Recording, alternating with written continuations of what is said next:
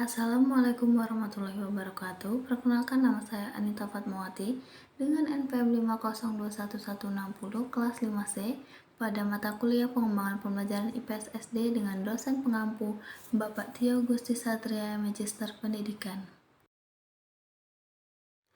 Pada kali ini kita akan membahas perkembangan pembelajaran IPS berbasis tematik pada K13 atau PPK dan P5 pada IKM. IPS berbasis tematik pada K13 atau PPK dan P5 pada IKM. IPS berbasis tematik memberikan pendekatan pembelajaran yang terintegrasi dan menyenangkan. Untuk mata pelajaran sains sosial, PPK dan P5 sangat penting dalam menilai kompetensi siswa pada pelajaran IPS, dan cara ini diimplementasikan juga dijelaskan. Pengertian 1. IPS berbasis tematik pada K13 atau PPK. IPS atau Ilmu Pengetahuan Sosial berbasis tematik pada kurikulum 2013 atau PPK adalah pendekatan pembelajaran yang mengintegrasikan berbagai mata pelajaran di dalam ranah IPS ke dalam tema-tema tertentu. Pendekatan ini membantu siswa untuk memahami hubungan antara konsep dan fenomena sosial secara holistik, meningkatkan pemahaman mereka tentang konteks sosial, budaya, dan sejarah. Kedua, P5 pada IKM.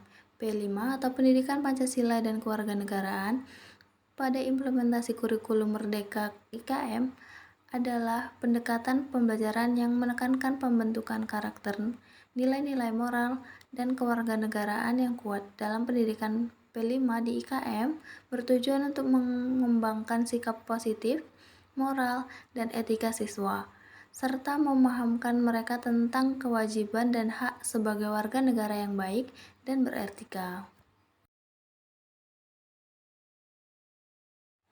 Kurikulum IPS berbasis tematik pada K13. Framework K13 memperkenalkan pendekatan pembelajaran yang lebih terintegrasi dan holistik. Pendekatan tematik. Pendekatan tematik memungkinkan siswa untuk mempelajari sains sosial melalui topik atau tema yang lebih luas. Metode pengajaran kreatif. Melalui metode pengajaran kreatif, siswa dapat belajar sains sosial dengan cara yang menyenangkan dan menarik perhatian mereka. Bahan ajar dan variatif. Bahan ajar yang variatif seperti video, gambar, dan aktivitas kelas dapat membuat pembelajaran lebih efektif pada topik tertentu. Manfaat IPS berbasis tematik pada K13 dan P5. Yang pertama, meningkatkan penguasaan materi siswa dan keterampilan proses sosial. Kedua, dapat membantu siswa dalam pemecahan masalah dan meningkatkan kemampuan berpikir kritis mereka. Ketiga, memberikan kemampuan menjelaskan dengan baik informasi dan pengalaman siswa. Keempat, dapat memotivasi siswa untuk belajar, meningkatkan minat siswa, dan pembelajaran yang lebih efektif dan efisien.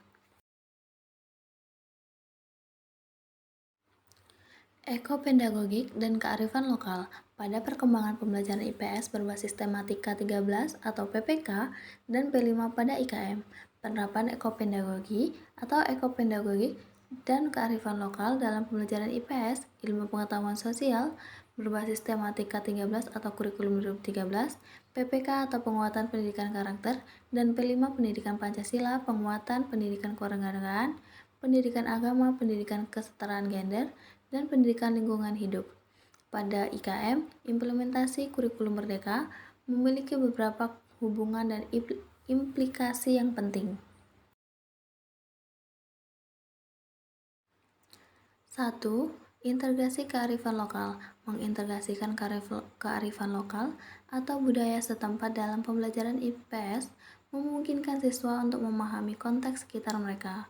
Kedua, ekopedagogi dan lingkungan.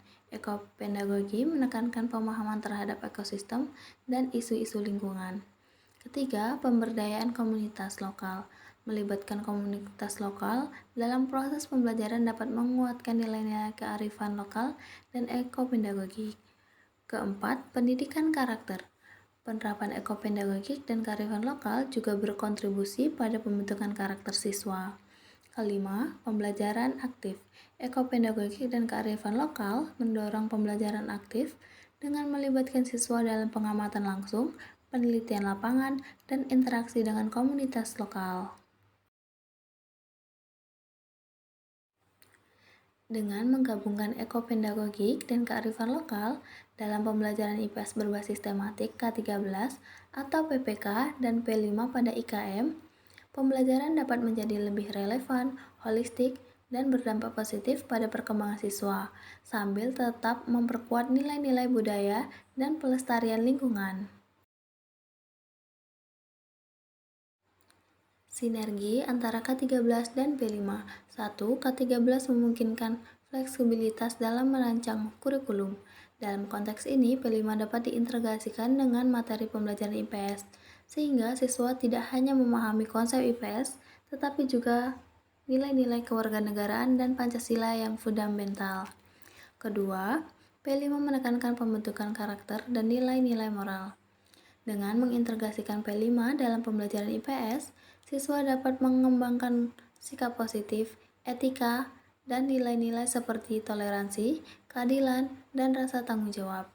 Ketiga, IPS mengajarkan siswa untuk memberikan kritis dan analisis tentang isu-isu sosial. Integrasi P5 dapat membantu siswa memahami isu-isu tersebut dari perspektif kewarganegaraan dan nilai-nilai Pancasila. Keempat, K13 menekankan pembelajaran yang kontekstual, yang berarti mengaitkan pembelajaran dengan konteks sosial dan budaya. P5 dapat membantu menjelaskan bagaimana nilai-nilai Pancasila mempengaruhi konteks sosial dan politik di Indonesia. Yang kelima, K13 mendorong penggunaan penilaian yang holistik. Integrasi P5 dapat mencakup penilaian karakter dan sikap siswa, selain penilaian akademis, sehingga memberikan gambaran yang lebih lengkap tentang kemajuan siswa. Implementasi sistem penilaian P5 pada IKM. Yang pertama, kriteria penilaian. P5 digunakan untuk menilai kompetensi siswa dalam aspek pengetahuan, keterampilan, dan sikap. Kedua, rubrik penilaian. Rubrik penilaian yang jelas dan terstruktur digunakan untuk menilai kompetensi siswa pada IPS. Ketiga, umpan balik penilaian. Siswa diberikan umpan balik yang terstruktur sehingga dapat memahami kemajuan mereka dalam tingkat kompetensi tertentu. Tantangan implementasi. Yang pertama, kesulitan dalam merancang kurikulum. Merancang kurikulum yang efektif memerlukan perencanaan yang cermat, pemahaman menentukan tentang tujuan pendidikan, dan respon terhadap perubahan dalam kurikulum pendidikan. Kedua, peningkatan kompetensi guru. Tujuannya adalah untuk membuat guru lebih efektif dalam mendidik siswa dan memenuhi tuntutan yang berkembang dalam dunia pendidikan. Ketiga, menilai siswa bukan hanya pada IPS. Menilai siswa bukan hanya pada mata pelajaran IPS berarti menggunakan berbagai metode dan kriteria penilaian yang mencakup aspek-aspek lain dalam pengembangan siswa. Yang terakhir, menentukan topik yang dirangkum ke dalam tematik. Menentukan topik yang dirangkum ke dalam tematik adalah proses memilih subjek atau isu tertentu yang akan dijelajahi dan diagnosis dalam kerangka tema yang lebih luas.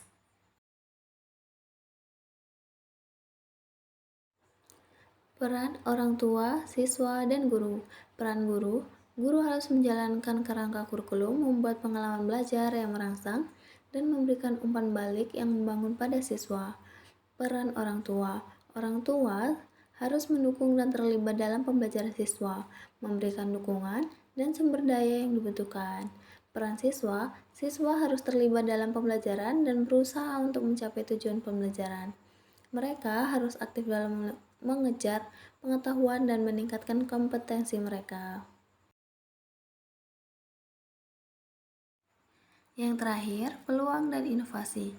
1. Bertukar pengalaman dengan guru lain.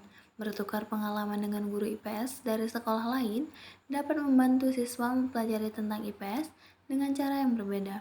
Kedua, tiket perjalanan dan sumber daya lainnya. Pemanfaatan tiket perjalanan, video, dan sumber daya lainnya dapat memfasilitasi pembelajaran IPS dan meningkatkan motivasi siswa. Ketiga, memanfaatkan lingkungan sekitar. Mengamati lingkungan bisa menjadi cara yang bagus untuk mempelajari IPS dan memperoleh pemahaman tentang dunia. Keempat, kolaborasi dengan guru mata pelajaran lain. Kolaborasi dengan guru mata pelajaran lain dapat membantu dalam mengintegrasikan IPS dengan mata pelajaran yang lain.